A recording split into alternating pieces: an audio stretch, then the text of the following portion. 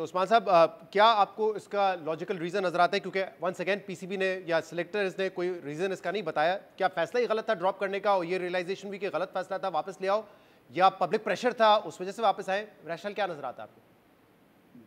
नहीं, I don't think, मुझे समझ में नहीं आ रहा है किस बेसिस पे, किस परफॉर्मेंस पे या किस मैट्रिक्स पे वापस लाया है बाबर को। आई कैन अंडरस्टैंड कि पैनिक में थोड़ा सा, बिकॉज उन्होंने देखा कि बैटिंग के साथ, मिडिल ऑर्डर बैटिंग के साथ क्या हुआ है एशिया कप में।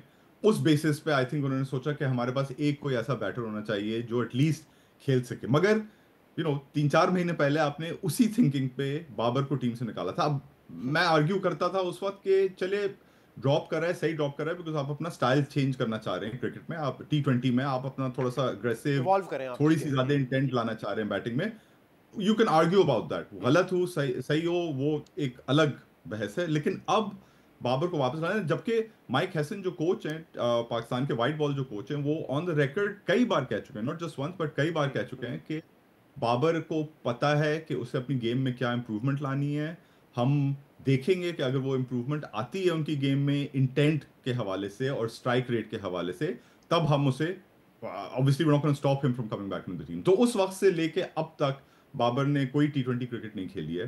कैंप, एक दो कैंप का हिस्सा हुआ है, उसमें उन्होंने गेम्स खेली हैं। तो आई डोंट अंडरस्टैंड कि किस बेसिस से वो वापस आए हैं। मुझे लगता है, आई थिंक डॉक्टर साहब भी कह रहे थे कि थोड़ी सी ये पैनिक ड्रिवन डिसीजन है कि आपकी जब मिडिल ऑर्डर इतना फेल कर रहा था, तो आप एक बैटर को ला रहे हैं जो आयरॉनिकली बाय द वे वो मिडिल ऑर्डर में नहीं खेलते हैं T20 में, वो ओपनिंग करते हैं। ओपन करेंगे, आपके पास मैक्सिमम वन जहां डाउन आएंगे फखर की एग्जैक्टली जगह। मैक्सिमम जी। वन डाउन आएंगे, तो आप फिर साहिबजादा फरहान, साइम अयूब। साइम अयूब हम्म।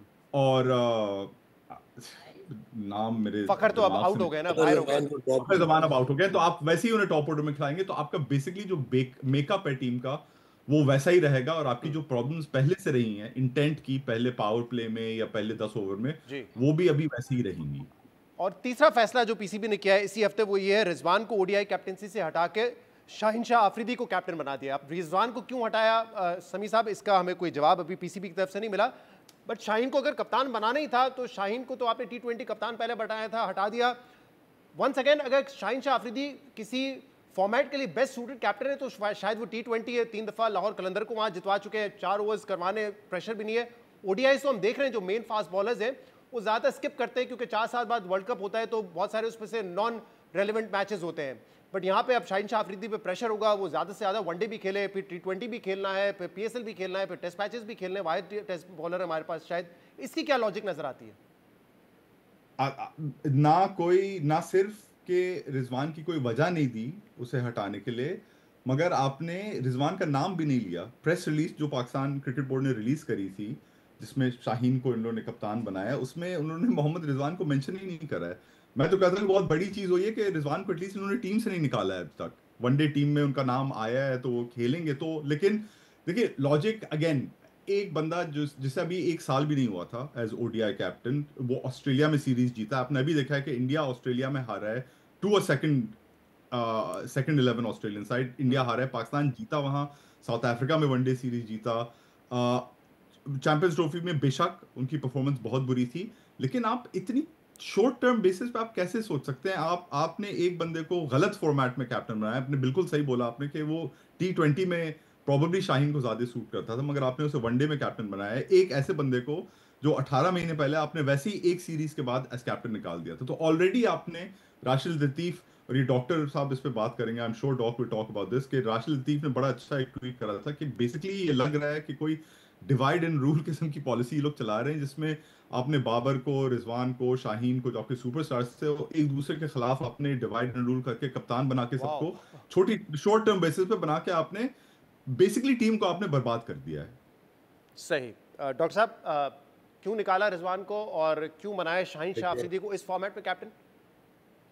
देखिए, सबसे पहले तो आपने बिल्कुल ठीक कहा शहजाद के T20 में अगर कप्तान बनता था इस वक्त कंटेम्प्रेरी टाइम्स में, तो वो शाहीन शाह अफरीदी बनता था। और मुझे ऐसे लग रहा है सब्सटेंशियली प्रूव होता जा रहा है और एविडेंस है, जैसे आपने सुफियान मुकीम को निकाल दिया, अभी आप उस्मान तारिक को ले आए हैं, और इब्रार अहमद को जिस तरह आपने एशिया कप के इनिशियल मैचेस में और ट्रायंगुलर में यूज़ करने की कोशिश की, ड्रॉप किया। मुझे लग रहा है you are waiting for somebody to regain fitness. और आपको पता है कि सलमान अली आगा T20 से बिलोंग ही नहीं करता, ना एज ए बैट्समैन और ना एज ए कप्तान। तो आपने शायद किसी का आप इंतजार कर रहे हैं माइक हसन कि उनको वो कप्तान बनाएंगे, और इस चक्कर में अच्छा जो मोहम्मद किसका रिजवान है, जो माइक हसन का नाम लिया और इंजर्ड है, शादाब की बात कर रहे हैं आप?